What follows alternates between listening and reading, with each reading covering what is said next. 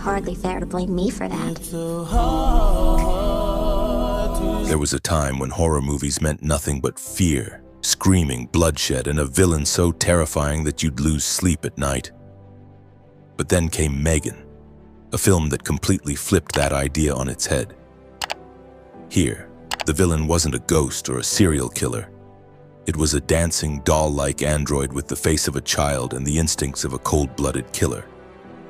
She made people laugh, creeped them out, and created a new trend in horror. Something campy, weird, and unforgettable. Memes were everywhere, dialogues were quoted like punchlines, and Megan quickly became a horror icon in her own bizarre way. And now, we have Megan 2.0, the next chapter in her story. But this time, Megan isn't just dancing and killing. She's doing something else entirely. Honestly, it's not really scary, it's not exactly funny either, it's something in between. A movie that leaves you wondering whether you're supposed to laugh, get emotional, or just stare at the screen in confusion. See, in the first movie, Megan was an android doll designed to take care of a little girl. But she turned into a killing machine. She danced, she sang, and if you crossed her, she'd end you. That unique blend of absurdity and horror was what made the film work. But this time, things are completely different. Megan doesn't have a body anymore, she's just floating intelligence. An AI without form, just a voice and a mind existing in the digital ether. She's no longer hunting anyone down. Instead, she's been transformed into a protector. But of course, things don't stay quiet for long.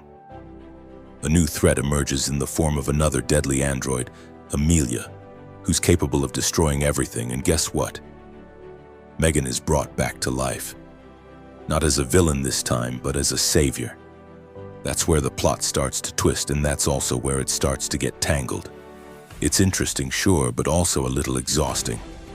The vibe of this movie is nothing like the first one. If you loved Megan for her creepy horror elements and eerie suspense, then I'm warning you. This movie doesn't really give you that. Instead, it steps into techno-thriller territory. It's more about the dangers of AI and less about jump scares and bloody kills.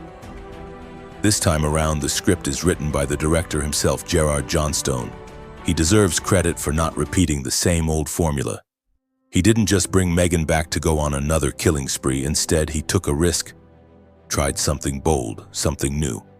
And honestly, that effort is worth appreciating. But here's the issue.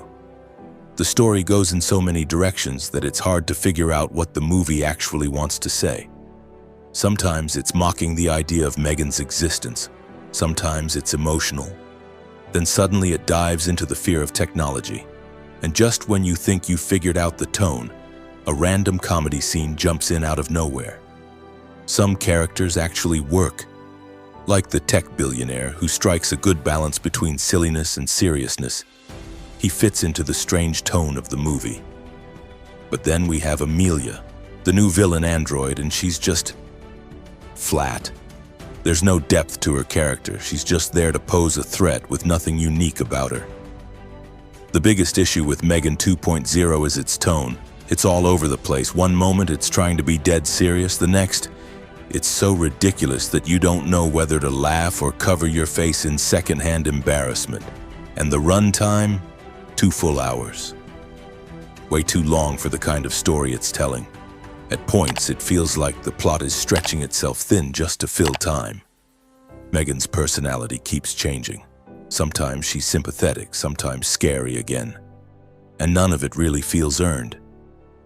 And then there's this one line in the film. Hold on to your vaginas. Yes, that's an actual line in the script. And when it's said, you might pause for a second and wonder, wait, what am I watching? The core idea behind the movie is actually interesting. The concept of an AI evolving from villain to hero has potential. But if only the film didn't take itself so seriously. It might have worked better as an over-the-top satire. Instead, it's caught between trying to make us laugh and trying to make us care deeply about Megan's existence. And unfortunately, it doesn't manage to do either convincingly.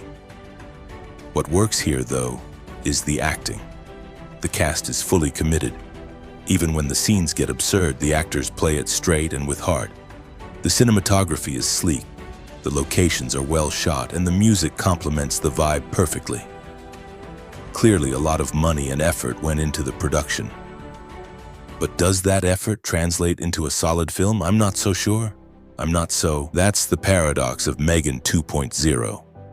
It's not a bad movie, but it's not a particularly good one either.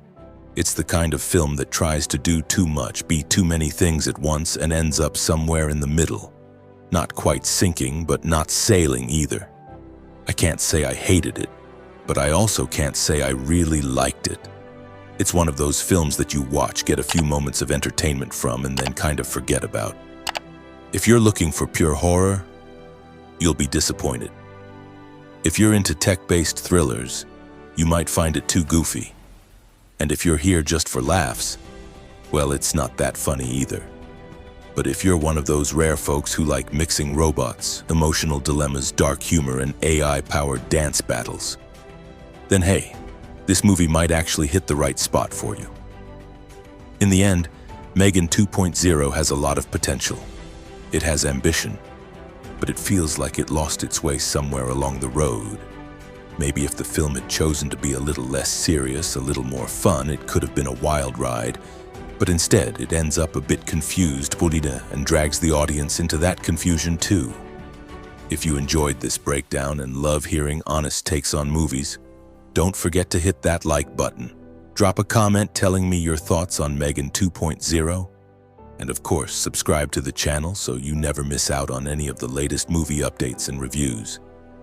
There's so much more coming, and I can't wait to share it with you. Thanks for watching, and I'll see you in the next one. Stay safe, and take care.